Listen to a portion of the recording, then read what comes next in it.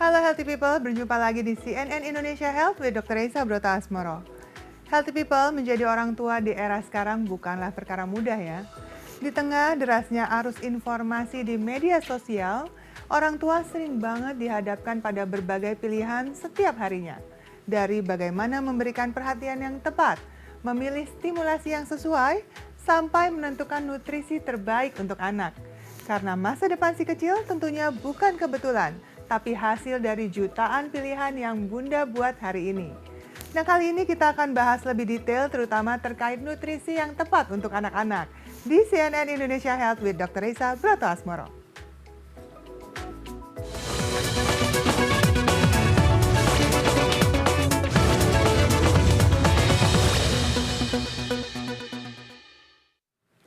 Nutrisi jadi salah satu kunci penting dalam periode emas pertumbuhan seorang anak.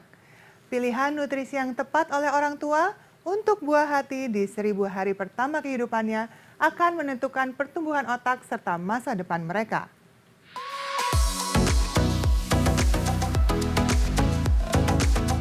Tak hanya stimulasi dan atensi, nutrisi juga sangat penting untuk pertumbuhan otak seorang anak terutama di 1000 hari pertama kehidupannya. Dr. Mulyaman Mansur, Head of Medical Kalbe Nutritionals menyebut nutrisi akan membentuk formasi otak anak. Nutrisi sangat diperlukan untuk pertumbuhan otak anak antara lain protein asam amino, asam lemak, dan zat besi. Susu pertumbuhan dibutuhkan saat anak mulai menginjak usia 1 tahun sesuai dengan kebutuhannya. Susu pertumbuhan mengandung nutrisi penting seperti DHA untuk kecerdasan anak. Sebagai bagian dari 3 kunci penting di 1000 hari pertama kehidupan, nutrisi yang baik akan menunjang stimulasi yang baik agar potensi anak bisa tergali dengan baik. Nah, asupan apa saja yang diperlukan seorang anak untuk memenuhi kebutuhan nutrisinya di 1000 hari pertama kehidupannya? Kita langsung bahas saja dengan ahlinya ya. Sudah ada Dr. Mulyaman Mansur, Head of Medical Kalbe Nutritionals. Halo dokter, apa kabar? Baik, Dr. Reza. Selamat datang di CNN Indonesia. Ya, terima kasih sudah mengundang. Dok, bicara tentang 1000 hari pertama kehidupan, bisa dijelaskankah kenapa sih 1000 hari pertama kehidupan ini menjadi momen penting bagi perkembangan anak? Ya, jadi kalau bicara 1000 hari pertama kehidupan ini sering disebut dengan 1000 HPK ya. Jadi memang adalah suatu periode yang sangat penting sekali dalam kehidupan seorang anak. Jadi sering disebut sebagai periode programming, sering disebut sebagai periode sensitif, sering disebut sebagai periode opportunity, dan yang baru-baru ini juga disebut sebagai periode growth spurts. Nah, apa itu growth spurts? Jadi growth spurts itu adalah periode di mana terjadi pertumbuhan dan perkembangan yang sangat cepat. Nah, kebetulan dalam siklus kehidupan itu ada 2 periode growth spurt ini dalam 1000 hari pertama kehidupan. Yang pertama adalah pada saat bayi sampai dengan usia 6 bulan, kita tahu itu berat badan anak bisa cepat tumbuhnya sampai 2 kali lipat. Saat lahir ada 3 kilo, tapi pada saat 6 bulan bisa sampai 6 sampai dengan 7 kilo. Kemudian adalah growth spurt yang kedua adalah ketika usia anak 2 sampai dengan 3 tahun. Nah, periode ini memang adalah pertumbuhan sangat cepat sekali pada anak-anak kita, baik secara motorik maupun sensorik. Jadi periode 1000 hari pertama kehidupan ini memang sangat penting sekali dan jangan sampai dilewatkan karena periode ini adalah periode di mana kita harus berinvestasi terhadap anak-anak kita. Iya betul ya, jadi yang sangat penting begitu ya. Nah, nutrisi apa saja nih yang dibutuhkan dan apa dampaknya nih kalau sampai tidak terpenuhi? Nah, bicara dengan 1000 hari pertama kehidupan tadi, terutama untuk yang growth spurt, tentunya adalah yang pertama nutrisi untuk pertumbuhan dan perkembangan yang cepat. Nah, di sini yang diperlukan adalah pertama kalori. Kalori anak kita harus cukup dulu. Kalori anak itu harus cukup, kita dapatkan dari apa? Dari protein, karbohidrat, dan lemak. Kemudian juga ada penunjang-penunjang lain seperti vitamin dan mineral. Untuk pertumbuhan dan perkembangan ini biasanya kalsium, fosfor, zinc. Bahkan zinc disebutkan memiliki pertumbuhan yang linear dengan asupan daripada zinc ini sendiri. Nah, yang kedua adalah nutrisi untuk daya tahan tubuh. Nah, seringkali anak usia di bawah 3 tahun ini seringkali ya batuk pilek datang ke dokter. Ini periode yang sangat di mana daya tahan tubuhnya sangat diuji sekali nih. Nah, di sini diperlukan protein, asam amino yang berkualitas, kemudian juga zinc, zat besi, vitamin C, vitamin E. Nah, semua ini dibutuhkan anak dalam 1000 hari pertama kehidupan.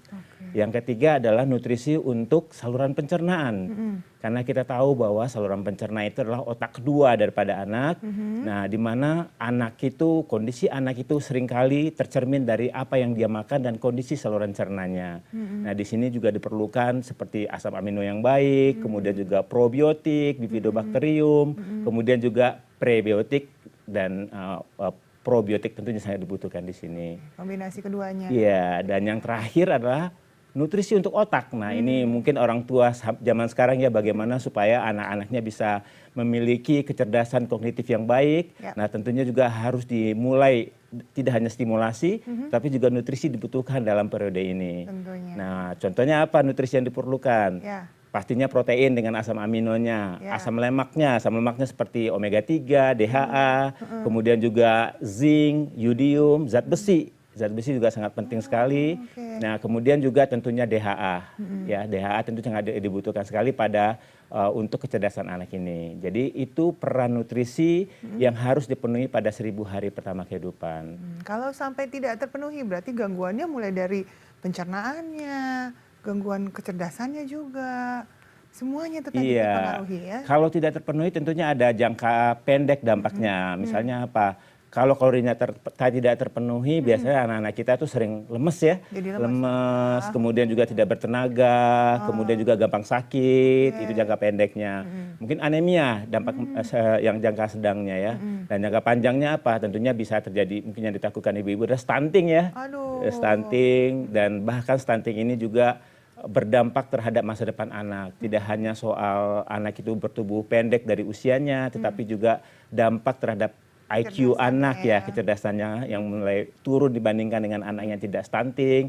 Dan bahkan ada suatu penelitian anak-anak yang memang stunting ini berisiko sekali mengalami penyakit degeneratif pada masa dewasanya nanti. Jadi itu yang kita takutkan kalau seandainya nutrisi tidak terpenuhi pada periode 1000 pertama hari kehidupan ini. Oke, wah ternyata banyak sekali ya pengaruhnya ya. Lalu kemudian apa nih pengaruh atau keterkaitannya antara nutrisi, fokus, dan energi dalam aktivitas sehari-hari nih? Di mana anak-anak yang mendapatkan asupan gizi yang cukup tentu akan lebih mampu nih ya untuk berkonsentrasi, kemudian aktif dalam belajar, dalam bermain gitu. Tentu ada kaitannya ya. Ya ini menarik ya Dr. Saya. Jadi memang banyak sekali penelitian bahwa nutrisi itu memang berdampak terhadap aktivitas sehari-hari pastinya. Ketika seorang anak tidak mendapatkan nutrisi dengan baik, tentunya dia akan kelihatan lesu, tidak bersemangat ya. Dan kalau disuruh belajar pasti tidak akan konsentrasi karena tubuhnya sendiri terlihat lemah gitu ya, jadi dia kekurangan daripada kalorinya. Nah, tentu juga akan berdampak terhadap proses belajar anak tersebut, konsentrasinya, daya ingatnya, pasti inovasinya juga akan tidak bisa berinovasi dibandingkan dengan anak-anak yang memang mendapatkan kecukupan nutrisi yang baik.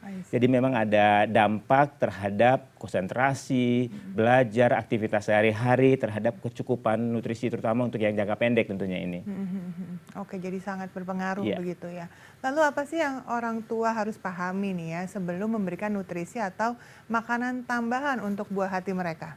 Ya, jadi sebagai orang tua pastinya kita harus memilihkan makanan yang terbaik buat anak-anak kita.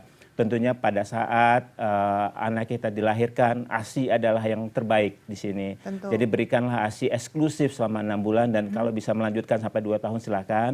Itu adalah harus diberikan oleh seorang ibu terhadap anaknya. Kemudian pada saat 6 bulan, nah tentunya ini harus MPASI. Jangan sampai terlalu cepat dan jangan telat. Nah, banyak sekali nih orang tua yang keenakan memberikan ASI sampai MPASI-nya dari telat. Padahal MPASI itu harus segera dimulai pada saat 6 bulan. Nah, setelah itu pada saat usia 1 tahun tentunya mulai diperkenalkan dengan makanan keluarga. Nah, pada saat makanan keluarga ini nih yang orang tua harus tahu nih kebutuhan anak tidak sama. Ketika seorang anak yang aktif, kita tahu pada saat 1 tahun seorang anak itu mulai banyak bergerak, berlari, banyak proses belajar dalam adaptasi hidupnya sehingga dia memerlukan kalori yang lebih atau energi yang lebih. Nah, sehingga disitulah diperlukan untuk makanan tambahan pada anak-anak ini. Nah, salah satunya mungkin adalah apapun yang diberikan seperti susu pertumbuhan, itu sangat menunjang sekali dalam tahap perkembangan anak tersebut. Oke, baik. Terima kasih, Dok. Nah, apa aja nih orang tua yang harus dilakukan oleh mereka nih ya untuk pemenuhan nutrisi di 1000 hari pertama kehidupan? Karena kita tentu harus tahu nih ya sebagai orang tua. Tapi jangan dibahas sekarang ya. Kita akan bahas lebih lanjut saat CNN Indonesia Health akan kembali setelah yang satu ini. Tetap di sini, kita akan kembali sesaat lagi.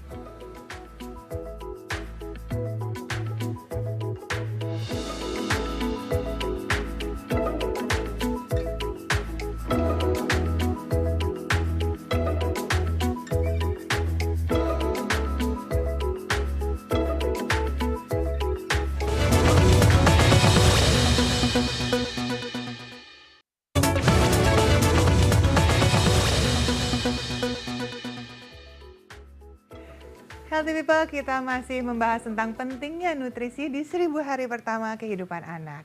Bersama dengan Dr. Mulyaman Mansyur, Head of Medical Kalben Nutritionals. Nah, berbicara tentang peran orang tua nih ya, apa yang harus dan penting diperhatikan oleh para orang tua saat memilih nutrisi untuk anak-anaknya?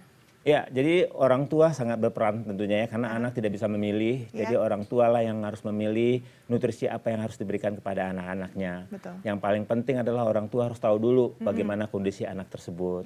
Apakah anaknya memang membutuhkan nutrisi khusus misalnya ya, mungkin anaknya ada yang alergi, mungkin juga anaknya memang perlu nutrisi tambahan karena saking aktifnya gitu ya. Jadi itu yang paling penting, tahu kondisinya. Kemudian juga orang tua juga harus tahu bagaimana tentunya cara menyajikan makanan buat anak-anaknya. Tentunya berapa kali diberikan makanan terhadap anak-anaknya, makan 3 kali sehari, kemudian ada snack 2 kali, dan juga di situ penting juga orang tua bagaimana memilih jenis-jenis makanan tersebut. Karena makanan tersebut juga harus komposisinya harus seimbang ya. Ada panduan atau guideline dari pemerintah, isi piringku, berapa banyak nasinya, berapa banyak lauknya, sayurnya, buahnya, dan juga makanan tambahan termasuk memberikan susu. Nah, dalam memberikan makanan tambahan tentunya kita juga harus melihat juga sesuai dengan usia anak tersebut. Kemudian kandungan-kandungan nutrisinya orang tua juga harus menilai dengan baik, membacanya. Karena ada label ya, label juga sangat penting di situ. Nah, itu harus diketahui oleh orang tua semuanya. Apalagi sekarang ini informasi bisa didapat di mana saja. Jadi itu ilmu tersebut harus dipunyai oleh orang tua. Jadi harus pintar-pintar ya sebagai orang tua nih ya. Nah, berbicara tentang nutrisi tambahan, nah, seberapa penting sih peran susu nih untuk tumbuh kembang anaknya?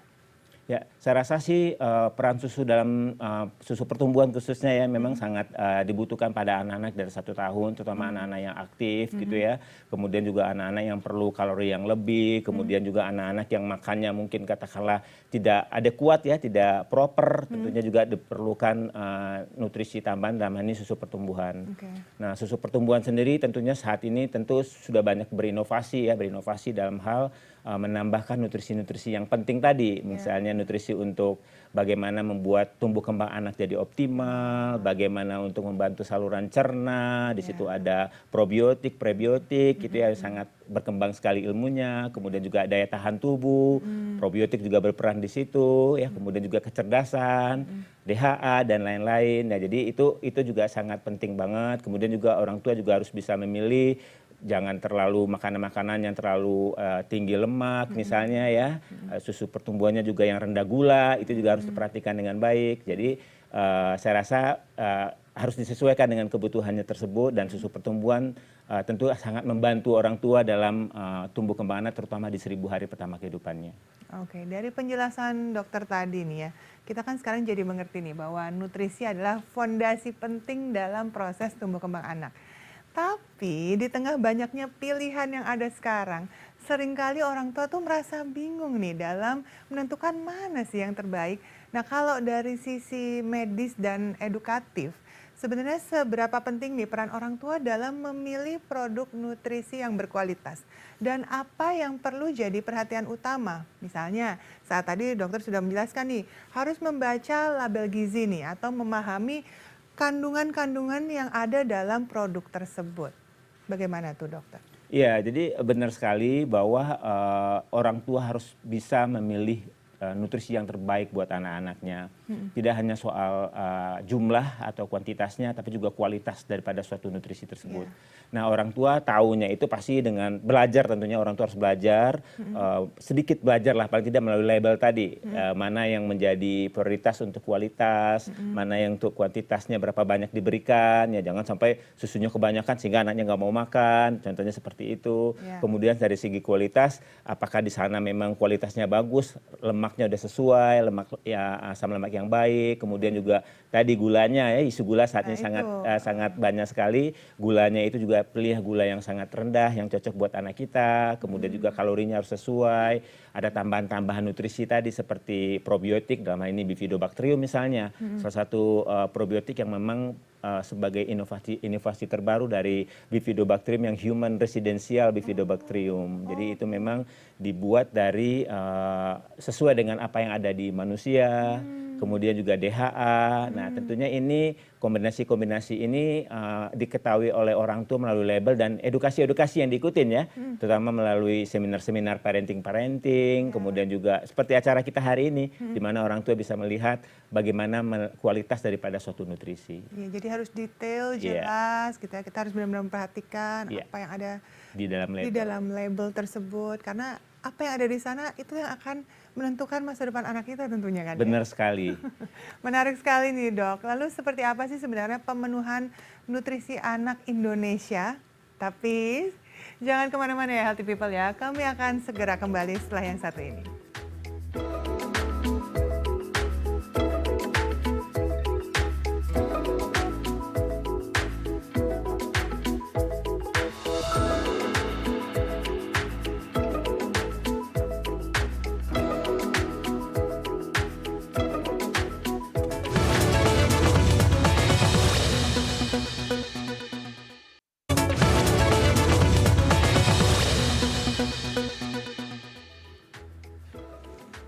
Masih di CNN Indonesia Health with Dr. Reza Broto Asmoro. Nah, ini masih berkaitan dengan pembahasan seputar pentingnya nutrisi di 1000 hari pertama kehidupan anak bersama Dr. Mulyaman Mansyur, Head of Medical Kalbe Nutritional.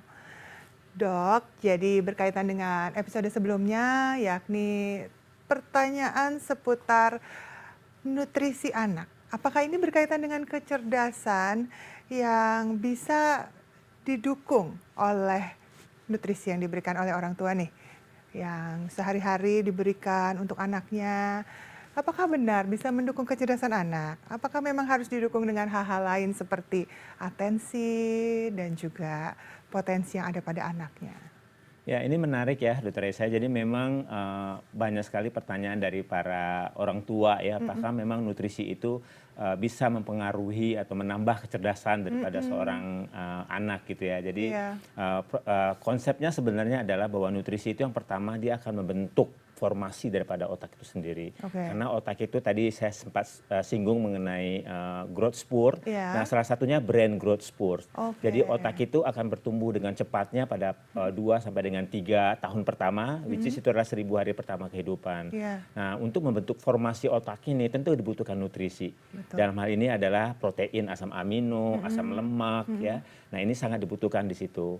Nah, kemudian juga banyak penelitian-penelitian yang menyebutkan bahwa ketika otak itu telah dibentuk, pasti harus dihubungkan sel saraf satu dengan yang lainnya, karena ada jutaan sampai miliaran sel saraf yang ada. Nah, di situ juga perlu asam lemak seperti DHA, kolin juga diperlukan di situ, sehingga satu sel dengan sel yang lainnya itu saling terhubung. Nah, di sini juga jangan penting adalah stimulasi. Kenapa? Ya jangan lupa. Kenapa? Karena memang anak itu diberikan nutrisi, kalau tidak diajarin, tentu juga tidak akan bisa programming tadi yang di awal saya bilangin tadi, bahwa anak itu akan memprogram setiap apa yang diajarin. Nah, cara melakukannya lakukan berulang-ulang, karena anak itu tidak bisa sekali. Lakukan berulang-ulang. Jadi tentunya juga stimulasi akan baik kalau ada nutrisi yang baik. Jadi memang kalau ditanya apakah memang nutrisi ini memberikan dampak atau peran terhadap kecerdasan anak, tentu jawabannya ada sekali. Ada tentunya. sekali. Justru harus ada itu dulu ya, fondasinya dari nutrisinya yang didukung dengan stimulasi dan juga atensinya dari orang tuanya itu. Karena setiap anak punya potensi. Nah, itu apapun anak itu pasti mereka punya potensi yang orang tua tugasnya sekarang untuk menggalinya. Menggalinya dengan cara attention, memberikan atensi terhadap mereka sehingga kita tahu potensinya. Tidak ada anak yang bodoh, masing-masing anak punya kesempatan, punya bakat tertentu yang ada dalam tubuhnya yang harus kita stimulasi dengan baik. Iya, jadi tentu sebagai orang tua kita harus mendampingi terus, memberikan nutrisi terbaik dan juga menggali potensi mereka dan mendukung mereka dalam setiap langkahnya ya, dengan memberikan atensi yang terbaik. Baik, menurut pandangan dokter seperti apa nih pemenuhan dari sisi nutrisinya ini sendiri ya terkait anak-anak Indonesia saat ini nih, terutama di 1000 hari pertama kehidupan mereka? Ya, jadi memang anak-anak Indonesia harusnya mendapatkan nutrisi yang layak ya. Kita sebagai pemerintah dan juga swasta tentunya saling bergandengan tangan untuk memenuhi kebutuhan anak-anak. Karena anak-anak tadi di awal kita udah bahas mengenai 1000 hari pertama kehidupan. Ini ada aset bangsa, menentukan derajat ekonomi suatu bangsa. Bahkan di WHO sana kecerdasan atau kemajuan suatu negara diukur daripada IQ seorang anak di negara tersebut. Nah, tentunya ini menjadi perhatian kita semua. Nah, sebagai orang tua tentunya juga harus memberikan nutrisi. Saya rasa pemerintah sudah banyak sekali memberikan arahan terhadap ibu-ibu dan orang tua seperti ASI eksklusif, 6 bulan pertama itu harus dilanjutkan sampai dengan 2 tahun. Nah, kemudian juga MPASI dilakukan segera mungkin. Ini juga adalah arahan dari pemenuhan nutrisi anak-anak Indonesia, di mana MPASI harus segera dimulai dengan 6 bulan ya. Nah, kemudian juga pada saat 1 tahun mulai memperkenalkan family food ya. Jadi diajarkan dengan pola makan yang seimbang, isi piringku tadi itu juga sudah diarahkan oleh pemerintah. Nah, tentunya juga adanya makanan tambahan seperti susu pertumbuhan sangat membantu sekali dalam pemenuhan nutrisi dari anak-anak Indonesia ini agar bertumbuh dan optimal tentunya. Dan ingat bahwa apa yang diberikan oleh orang tua saat ini, pilihan orang tua itu adalah masa depan buat anak-anak kita. Jadi itu harus diingat bahwa anak tidak bisa memilih. Mungkin banyak pilihan-pilihan yang dilakukan oleh orang tua untuk termasuk nutrisi, pilihan nutrisi. Nah, saat ini untuk memberikan yang terbaik karena ini merupakan masa depan mereka nantinya. Pilihan orang tua saat ini sangat berpengaruh untuk masa depan anak-anak ke depannya begitu ya. Menarik sekali nih, Dok. Nah, untuk dari sisi Kalbe Nutrisional sendiri, bagaimana dukungan Kalbe Nutrisional dalam pemenuhan nutrisi anak-anak Indonesia? Ya, Kalbe Nutrisional adalah suatu perusahaan nutrisi yang terbesar di Indonesia, bahkan di Asia ya. Dan untuk memenuhi kebutuhan anak-anak Indonesia, kebetulan Kalbe Nutrisional bekerjasama dengan Morinaga Jepang. Ya, jadi memang Kalbe Nutrisional dengan Morinaga Jepang ini kerjasamanya ini bukan mutlak dari Morinaganya langsung memberikan produknya ke kita, tapi kita melalui ahli riset kita, inovasi-inovasi selalu bekerjasama karena harus disesuaikan dengan kebutuhan anak-anak Indonesia tentunya. Kita tahu bahwa Jepang sendiri, Morinaga sendiri mempunyai kualitas yang baik dari segi manufacture, ya mungkin dari segi science atau researchnya di awal, kemudian masuk ke dalam manufacture juga Morinaga Jepang dan Kalbe Nutrisional bekerjasama dengan double quality control. Nah, double quality control baik dari Kalbe Nutrisional maupun dari Morinaga sendiri. Nah, tentunya juga transparansi dalam hal pemberian nutrisi. Ya, misalnya nutrisi apa yang harus ditambahkan di situ, apa manfaatnya, apakah risetnya, itu diberikan oleh Kalbe Nutrisional dan Morinaga kepada masyarakat Indonesia untuk anak-anak Indonesia. Dan setelah diproduksi tentunya dipasarkan secara luas. Dan juga yang paling penting adalah memberikan edukasi kepada masyarakat mengenai manfaat dari produk ini, baik melalui langsung ke konsumennya sendiri maupun melalui tenaga medis. Kita juga berkolaborasi memberikan edukasi-edukasi kepada tenaga medis bagaimana manfaat produk daripada Kalbe Nutrisional ini sendiri. Sehingga memang Kalbe Nutrisional tidak hanya memproduksi produk yang bagus, tapi juga edukasi-edukasi dan program-program yang diberikan kepada masyarakat juga sangat inline dengan program pemerintah tentunya kita harapkan. Jadi bisa mengedukasi dan meningkatkan pengetahuan masyarakat begitu ya? Wah, luar biasa. Mungkin ini pertanyaan terakhir untuk Dokter Mulyaman nih ya. Pesan dokter untuk semua orang tua di seluruh Indonesia, mungkin bisa memberikan pesan-pesan? Ya, jadi saat ini memang 1000 hari pertama kehidupan atau 1000 HPK itu adalah periode yang sangat penting sekali ya. Jadi sensitif, opportunity, programming, growth spurt ya. Jadi ini jangan sampai terlewatkan karena waktu tak bisa kembali ya. Jadi memang ini harus kita manfaatkan dengan baik secara nutrisi maupun stimulasi. Nah, yang penting juga adalah bahwa saat ini memang orang tua yang bisa memilihkan nutrisi terbaik buat anak-anak Indonesia, dan kita berharap tentunya pilihan mengenai nutrisi seperti yang dilakukan oleh Kalbe Nutritionals dan Morinaga dengan produk inovasinya tentu akan menjadi pilihan orang tua saat ini untuk masa depan anak-anak Indonesia. Wah, informatif sekali ya obrolan kita hari ini. Terima kasih banyak dokter. Semoga bisa menjadi bekal bagi para orang tua untuk memberikan yang terbaik bagi buah hatinya. Terima kasih sekali lagi Dr. Mulyaman sudah hadir di studio CNN Indonesia. Dan healthy people, masa depan anak bukan sebuah kebetulan, tapi hasil dari jutaan pilihan yang orang tua buat hari ini. Your choice, their future, karena waktu tak bisa kembali. Demikian CNN Indonesia Health with Dr. Reza Brotoasmoro hari ini. Terima kasih Anda telah bersama kami. Healthy people, happy life. Sampai jumpa. Thank you, Dok.